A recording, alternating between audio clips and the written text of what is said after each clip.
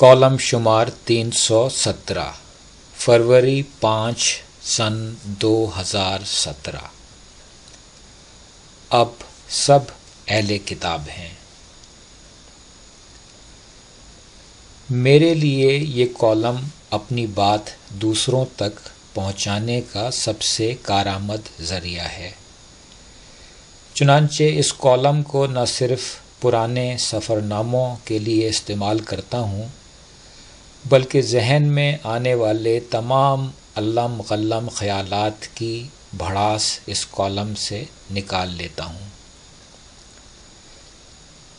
سلمان حیدر، وقاص گورایا اور دوسرے بلاگر کے غائب ہونے پھر واپس آ جانے مگر مکمل خاموشی اختیار کرنے والی بات میرے حلق سے نہیں اتر رہی ہے۔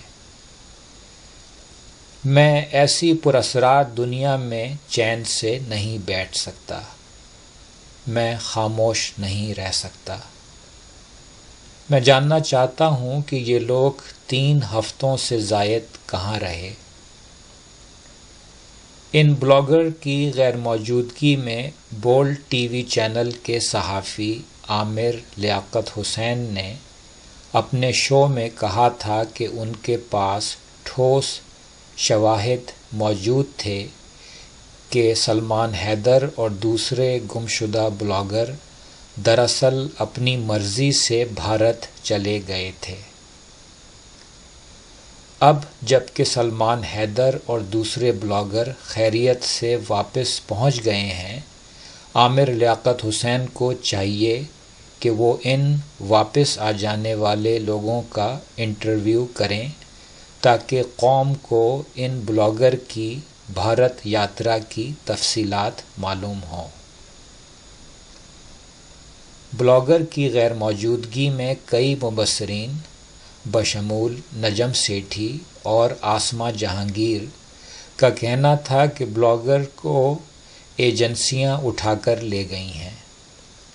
اب جب کہ یہ لوگ واپس اپنے گھروں کو پہنچ گئے ہیں، فوج کی سب سے قابل فخر ایجنسی ISI کو چاہیے کہ ان لوگوں سے پوچھ گچھ کر کے ان کی گمشدگی کی تفصیلات قوم کو بتائے تاکہ اس معاملے سے ISI کا نام صاف ہو سکے۔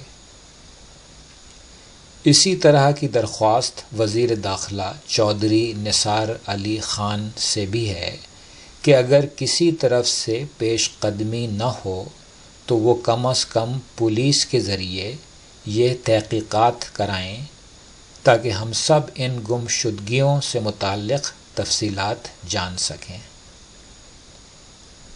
واپس چین میں 40 دن نامی سفر نامے کی طرف۔ پھر ایک بہت بڑا شہر ہے اور بہت سارے لوگ ہیں۔ سڑکوں پہ تیزی سے دوڑتی گاڑیاں ہیں۔ تیز رفتار زندگی میں جوجھے شہر کے باسی ہیں۔ یہ علاقہ کسی زمانے میں ہمارے لیے سیام تھا۔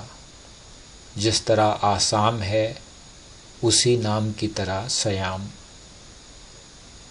پیادہ، ہاتھی اور گھوڑوں کے اس زمانے میں سیام ہمارے وطن سے بہت دور واقع تھا، مگر اس دوری کے باوجود ہمارے علاقے سے جنم لینے والے فکری رجحانات وہاں پہنچ گئے۔ پرانی دنیا میں تجارتی قافلوں کے توسط سے نئی ٹیکنالوجی اور نئے خیالات جگہ جگہ پہنچ جاتے تھے۔ تھائی لینڈ کا موجودہ مذہب بدھ مت ہے، مگر لوگوں کے نام ہندو مت میں رائج ناموں سے ملتے جلتے ہیں۔ ہندو مت بنتے بنتے بنا ہے۔ اپنے کچے پن کے زمانے میں یہ عقیدہ جنوبی ایشیا سے انڈونیشیا تک پھیلا ہوا تھا۔ جزیرہ نما عرب میں اسلام کی آمد کے بعد اس علاقے میں عرب تاجر آنا شروع ہوئے تو ان جگہوں پہ اسلام پھیلنا شروع ہوا، اور اسلام جہاں گیا وہاں کے رنگ میں رنگ گیا۔ خیالات یوں ہی نئی جگہ پہ نئے رنگ کے ساتھ نمودار ہوتے ہیں، اور اس عمل کو سمجھنا مشکل نہیں ہے۔ کوئی بھی کھوپڑی بالکل خالی نہیں ہوتی، ذہنوں میں پرانے خیالات موجود ہوتے ہیں، چنانچہ نئے خیالات ذہن میں آنے پہ ان پرانے خیالات کے ساتھ خلط ملط ہو جاتے ہیں۔ برصغیر میں آنے والا اسلام ہمارے وطن کی ہندو روایتوں کے ساتھ مل گیا۔ برصغیر میں اسلام کی شکل وہ ہے جسے عرف عام میں بریلوی اسلام کہا جاتا ہے۔ اس اسلام میں بزرگان دین اہم ہیں اور ان اہم لوگوں سے بنا کر رکھنا ہے۔ اب اس گاتے رقص کرتے بریلوی اسلام کی اس دوسرے اسلام سے لڑائی ہے جو مشرق وسطیٰ میں تیل کی دریافت کے بعد وہاں جانے والے ہمارے لوگوں کے ساتھ واپس ہمارے وطن میں آیا ہے۔ بدھ مت ابراہیمی ادیان سے یوں ملتا جلتا ہے کہ بدھ مت میں ایک اہم شخص ہے جو سچائی کا راستہ دکھا رہا ہے۔ اس شخص کے ماننے والے اس شخص کے مرنے کے بعد اس کی تعلیمات کو رفتہ رفتہ ایک مذہب کی شکل دیتے ہیں، جبکہ ہندو مت اور جین مت میں ایسا نہیں ہے۔ ان دو مذاہب میں کوئی مرکزی کردار ایسا نہیں جسے پیامبر کہا جا سکے۔ ہزاروں سال پرانی نظمیں ہیں جو نہ جانے کس نے لکھیں، اور ان میں نہ جانے کب کب کس کس نے اضافہ کیا، اور پھر ان نظموں میں موجود خاص باتوں کو آس پاس نظر آنے والے معاشرتی معاملات سے ملا جلا کر ایک عقیدے کی صورت دے دی گئی۔ واضح رہے کہ کتاب والے مذاہب جن کے ماننے والوں کو مسلمان اہل کتاب مانتے ہیں بہت زیادہ پرانے نہیں ہیں، کیونکہ کتاب لکھنے کے لیے لکھائی یا حروف تہجی کا ہونا ضروری ہے۔ انسان کی قدیم بولیاں تو شاید 40,000 سال سے زیادہ پرانی ہیں، مگر لکھائی ایجاد ہوئے بمشکل 4-5 ہزار سال ہوئے ہیں۔ اسلام کی آمد کے وقت دنیا کے کئی مذاہب نسل در نسل سنائی جانے والی نظموں پہ چل رہے تھے، اور اسی لیے ان عقائد کے ماننے والوں کو اہل کتاب خیال نہیں کیا جاتا تھا۔ مگر اب زمانہ بدل گیا ہے۔ اب ہر مذہب کی ایک یا بہت سی صورتوں میں ایک سے زیادہ کتابیں موجود ہیں۔ اب سب اہل کتاب ہیں۔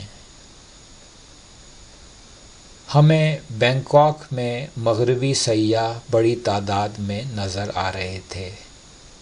خیال ہوتا ہے کہ کہیں یہ سیاح ترقی پذیر ممالک کو یوں دلچسپی سے نہ دیکھتے ہوں جس دلچسپی سے ہم چڑیا گھر میں موجود جانوروں کو دیکھتے ہیں۔